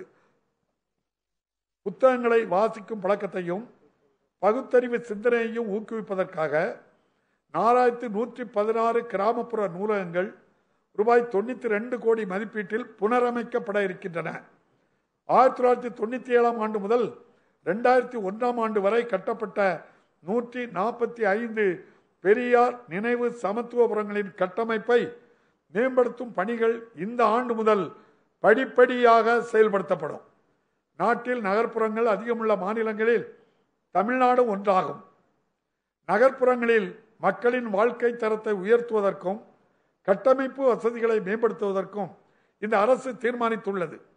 சாலைகள், தெருவிளக்குகள், பேருந்து நிலையங்கள், பூங்காக்கள், நீராதார அமைப்புகள், மின் மயானங்கள் போன்ற கட்டமைப்புகளை ஏற்படுத்த ரூபாய் 1000 கோடி ரூபாயில் ஒதுக்கீட்டில் கலைஞர் நகர்ப்புற மேம்பாடு திட்டம் அரசால் செயல்படுத்தப்படுகின்றது. வளர்ச்சி திட்டங்களில் மக்களை நேரடியாக ஈடுபடுத்தும் நோக்கத்துடன் தொடங்கப்பட்டு நிறைவாக செயல்பட்ட நமக்கு நாமே திட்டம் மீண்டும் செயல்படுத்தப்பட்டு வருகின்றது. நகர்ப்புற ஏழைகளுக்கு வேலைவாய்ப்புகளை பெருக்குவதற்கு 100 கோடி ரூபாய் மதிப்பீட்டில் நகர்ப்புற வேலைவாய்ப்பு திட்டம் அரசால் தொடங்கப்பட்டுள்ளது. இத்திட்டம் சமூக பாதுகாப்பை வழங்குவது மட்டுமல்லாமல் பொது சொத்துக்களை உருவாக்கி பராமரிக்கவும் உதவும். இத்திட்டத்தில் இதுவரை 31,620 நபர்கள் பணிபுரிய கண்டறியப்பட்டு 16,526 நபர்களுக்கு வேலைக்கான அடையாள அட்டைகள் வழங்கப்பட்டுள்ளன. தலைநகர் சென்னையின் வளர்ச்சியில் அரசு தனி கவனம் செலுத்தி வருகின்றது. இதற்காக 500 கோடி ரூபாய் மதிப்பில் சிங்கார சென்னை 2.0 திட்டம், 430 மில்லியன் டாலர் மதிப்பில் சென்னை மாநகர கூட்டாண்மை திட்டம், 905 கோடி ரூபாய் மதிப்பில் சென்னை மாநகர திறன்மிகு போக்குவரத்து அமைப்பு போன்ற பல திட்டங்களை செயல்படுத்தி சாலைகள், போக்குவரத்து, வெள்ள நீர் வடிகால்கள், குடிநீர் வழங்கல், பொழுதுபோக்கு வெளிகள் உள்ளிட்ட சமூக கட்டமைப்பு வசதிகளை அரசு ஏற்படுத்தி வருகின்றது. அடுத்த 10 ஆண்டுகளில் தமிழ்நாட்டை குடிசைகளற்ற மாநிலமாக மாற்ற வேண்டும் என்பதே மாண்புமிகு முதலமைச்சர் அவர்களின் தொலைநோக்கு திட்டமாகும். குடிசைகளை மாற்றுவது மட்டுமல்லாமல் குடிசைகளில் வாழும் மக்களின் வாழ்விடத்தையும் வாழ்க்கை தரத்தையும் உயர்த்துவது என்ற அரசின் நோக்கத்தை எடுத்துக்காட்டும் வகையில் தமிழ்நாடு குடிசை பகுதி மாற்று வாரியத்தின் பெயர் தமிழ்நாடு நகர்ப்புற வாழ்விட மேம்பாட்டு வாரியம் என மாற்றப்பட்டுள்ளது. நகர்ப்புற ஏழைகள் குறைந்த விலையில் குடியிருப்புகளை பெறும் வகையில் பயனாளிகளின் பங்களிப்பு தொகை குறைக்கப்பட்டுள்ளது. மேலும் இத்தொகையை எளிதாக தவணை முறையில் செலுத்தவும் வழிவகை செய்யப்பட்டுள்ளது. குடியிருப்போர் நல சங்கங்களின் ஈடுபாட்டுடன் குடியிருப்புகளை முறையாக பராமரிப்பதை உறுதி செய்ய நம் குடியிருப்பு நம் பொறுப்பு என்ற திட்டம் அரசால் செயல்படுத்தப்பட்டு வருகின்றது. பொருளாதாரத்தையும் சமூக வளர்ச்சியையும் உயர்த்துவதற்கு மாநிலத்தில் உள்ள சாலைகளின் கட்டமைப்பு வலுப்படுத்துவதில் இந்த அரசு கவனம் செலுத்துகிறது. முதலமைச்சரின் சாலை மேம்பாடு திட்டத்தில் இந்த ஆண்டில் 2,989 கோடி ரூபாய் மதிப்பீட்டில் 894 கிலோமீட்டர் சாலைகளை அகலப்படுத்தவும் பணிகள் மேற்கொள்ளப்படும். சென்னை பெருநகரில் போக்குவரத்து நெரிசலை குறைப்பதற்காக 407 கோடி ரூபாய் மதிப்பீட்டில் பரங்கிமலை மேடவாக்கம் சாலை சந்திப்பில் கீழ்ப்பாலம், பரங்கிமலை பூந்தமல்லி ஆவடி சாலையில் பல்வழி மேம்பாலம், மத்திய கைலாச சந்திப்பில் மேம்பாலம் என 3 முக்கிய திட்டங்களுக்கு அரசால் ஒப்புதல் அளிக்கப்பட்டுள்ளது. மாண்புமிகு முதலமைச்சர் அவர்களால் அறிவிக்கப்பட்ட மகளிருக்கு இலவச பேருந்து பயண திட்டத்தினால் கடந்த 4 மாதங்களில் மகளிர் பயணிகளின் எண்ணிக்கை 40% இருந்து 61% உயர்ந்துள்ளது. மகளிரிடையே பெரும் வரவேற்பை பெற்றுள்ள இத்திட்டம் பெண்களின் சமூக பொருளாதார முன்னேற்றத்திற்கு வழிவகை செய்யும். ஒருங்கிணைந்த பன்முறை நகர போக்குவரத்து வசதிகளை உறுதி செய்வதற்கும் பயணிகளுக்கு செல்லிடம் வரை போக்குவரத்து இணைப்பை வழங்கவும் சென்னை மெட்ரோ ரயில் நிலையங்களிலிருந்து நகரின் பல்வேறு பகுதிகளுக்கு சிற்றுந்து சேவை தொடங்கப்பட உள்ளது. தமிழ்நாட்டின் பார்வோற்றும் வரலாறு, செழுமையான பண்பாடு, இயற்கை வளங்களின் அழகியல் ஆகியவற்றை முன்னிலைப்படுத்துவதன் வாயிலாக மாநிலத்தின் சுற்றுலா மூலம் பொருளாதாரம் பொலிவு பெறுவதற்கான திட்டம் அரசால் வகுக்கப்படும். இந்த ஆண்டு சாகச சுற்றுலாவை உள்ளடக்கிய புதிய சுற்றுலா கொள்கை வெளியிடப்படும். கொரோனா நோய் தொற்றினால் பெற்றோர் இருவரையும் இழந்த குழந்தைகளின் எதிர்காலத்தை உறுதி செய்ய ஒவ்வொரு குழந்தைகளுக்கும் 5 லட்சம் ரூபாயை தமிழ்நாடு மின்விசை நிதி மற்றும் அடிப்படை வசதி மேம்பாட்டு நிறுவனத்தில் வைப்பு தொகையாக அரசு வைத்து வருகின்றது. வைப்பீடு செய்யப்பட்ட அத்தொகை குழந்தைகள் 18 வயதை எட்டும் போது அவர்களுக்கு வட்டியுடன் வழங்கப்படும். இத்திட்டத்தின் வாயிலாக 287 குழந்தைகள் பயன்பெற்றுள்ளன. கொரோனா நோய் தொற்றினால் பெற்றோரில் ஒருவரை இழந்த குழந்தைகளுக்கு 3 லட்சம் ரூபாய் உடனடியாக நிவாரணமாக வழங்கப்படுகின்றது. இத்திட்டத்தில் இதுவரை 7513 குழந்தைகள் பயனடைந்துள்ளனர். பாலியல் குற்றங்களில் இருந்து குழந்தைகளை பாதுகாக்கும் சட்டம் 2012 கீழ் நிவாரணம் வழங்கப்பட்ட குழந்தைகளுக்கு மறுவாழ்வு அளிக்கவும் இழப்பீட்டுத் தொகை வழங்கவும் தமிழ்நாடு பாதிக்கப்பட்ட குழந்தைகளுக்கான இழப்பீட்டு நிதி என்ற ஒரு சிறப்பு நிதியை அரசு உருவாக்கியுள்ளது. இதன் மூலம் இதுவரை 103 குழந்தைகளுக்கு 2 கோடி ரூபாய் நிவாரணம் வழங்கப்பட்டுள்ளது. குழந்தைகளுக்கு எதிரான பாலியல் குற்றச் செயல்களில் ஈடுபடுவோர் மீது இந்த அரசு கடும் நடவடிக்கைகள் மேற்கொண்டு வருகின்றது. மகளிரின் மேம்பாட்டிற்காக முத்தமிழறிஞர் கலைஞர் அவர்களால் 1989 ஆண்டின் நாட்டிற்கே முன்னோடியாக தருமபுரி மாவட்டத்தில் மகளிர் சுய உதவி குழு இயக்கம் தொடங்கப்பட்டது. அந்த விதை இன்று ஆள்போல் தலைத்து மாபெரும் இயக்கமாக உருவெடுத்துள்ளது. இந்த நிதியாண்டில் 4,02,829 உறுப்பினர்களை கொண்ட 29,425 புதிய மகளிர் சுய உதவி குழுக்கள் அமைக்கப்பட்டுள்ளன. இந்த ஆண்டு 20,000 கோடி ரூபாய்க்கு மேலாக சுய உதவி குழுக்களுக்கு வங்கிக் கடன்கள் வழங்கப்படுவதை இந்த அரசு உறுதி செய்யும். இதுவரை 1,83,096 சுய உதவி குழுக்களுக்கு பல்வேறு வங்கிகள் மூலம் 14,872 கோடி ரூபாய் கடன் வழங்கப்பட்டுள்ளது. அனைத்து சாதியினரும் அர்ச்சகர்கள் ஆக வேண்டும் என்ற தந்தை பெரியார், முத்தமிழறிஞர் கலைஞர் ஆகியோரின் கனவை நனவாக்கும் வகையில் பல்வேறு சாதிகளைச் சேர்ந்த பயிற்சி பெற்ற அர்ச்சகர்களுக்கு பணி நியமன ஆணைகள் இந்த அரசு வழங்கியுள்ளது.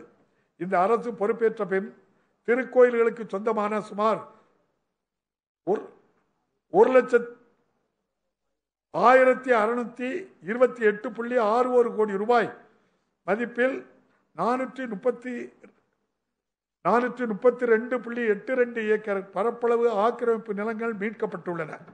ஒரு கால பூஜை திட்டத்தில் 12,959 கோயில்களில் பணியாற்றும் அர்ச்சகர்களுக்கு மாதாந்திர ஊக்கத்தொகையாக 1000 ரூபாய் வழங்கும் திட்டம் தொடங்கப்பட்டுள்ளது.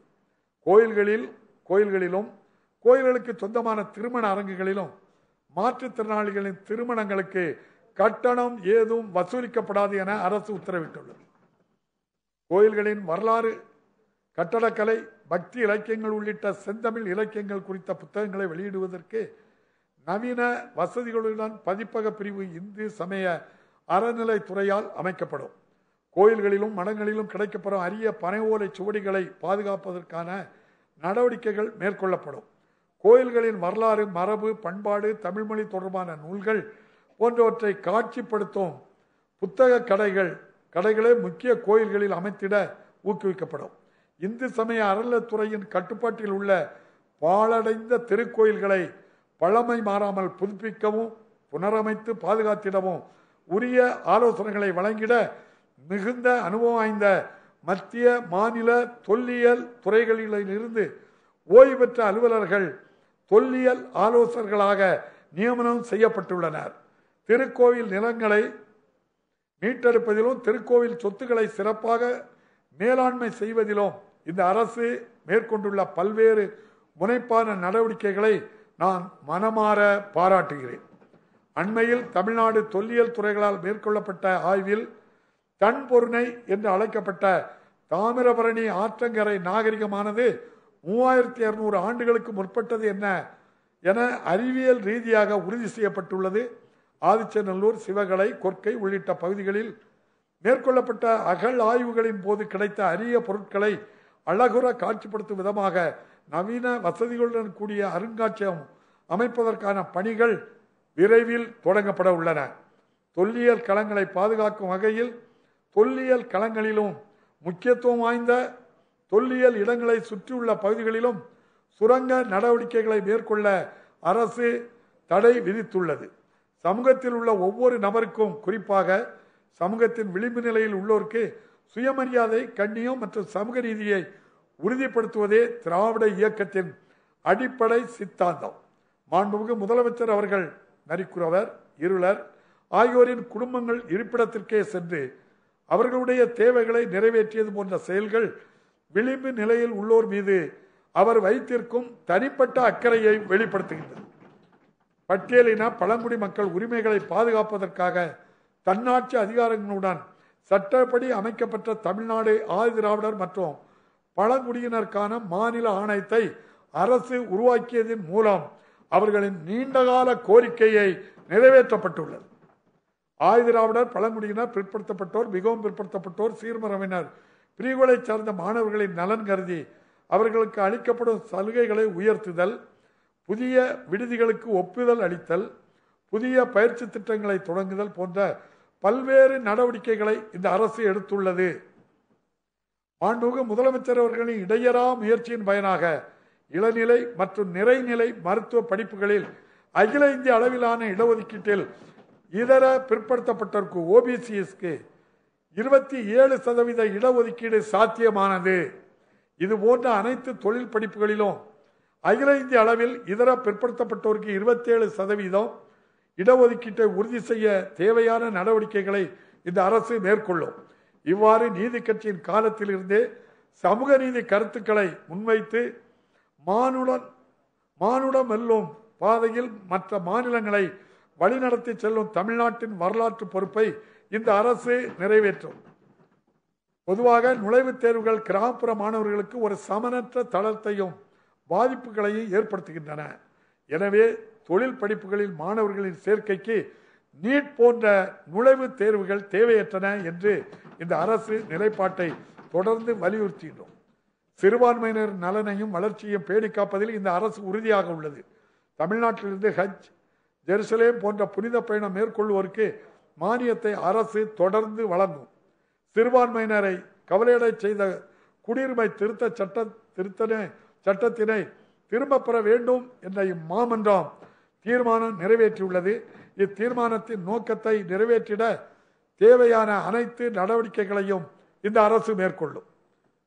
மாற்றுத்திறனாளிகளின் வாழ்வாதாரத்தை மேம்படுத்துவதற்கு பல்வேறு நடவடிக்கைகளை இந்த அரசு மேற்கொண்டு வருகின்றது.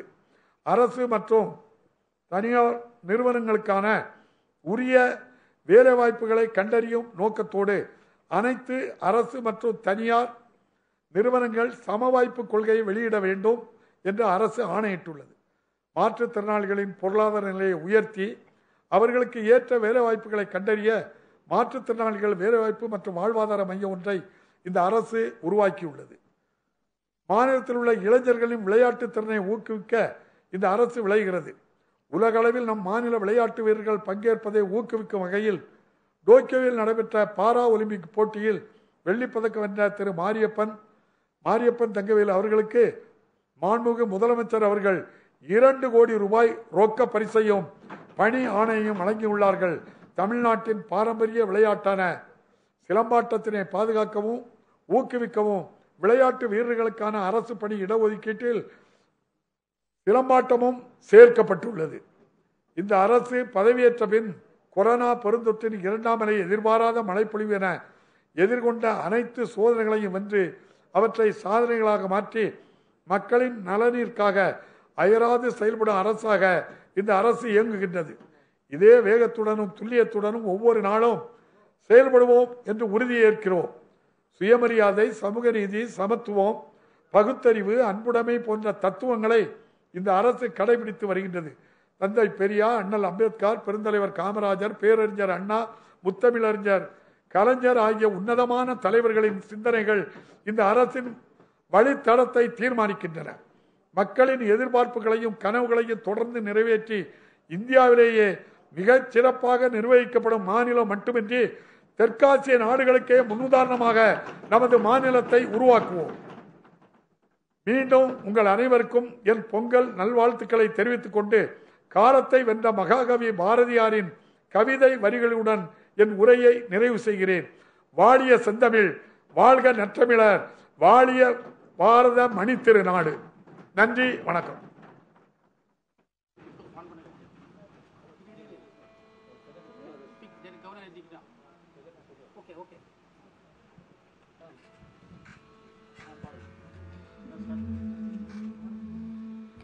जनगण मन अधिनायक जय हे भारत भाग्य विधाता। पंजाब सिंध गुजरात मराठा द्राविड उत्कल बंगा। विंध्य हिमाचल यमुना गंगा उच्चल जलति तरंगा। तव शुभ नामे जागे तव शुभ आशीष मागे। गाहे तव जय गाथा जनगण मंगलदायक जय हे भारत भाग्य विधाता। जय हे जय हे जय हे जय जय जय जय हे।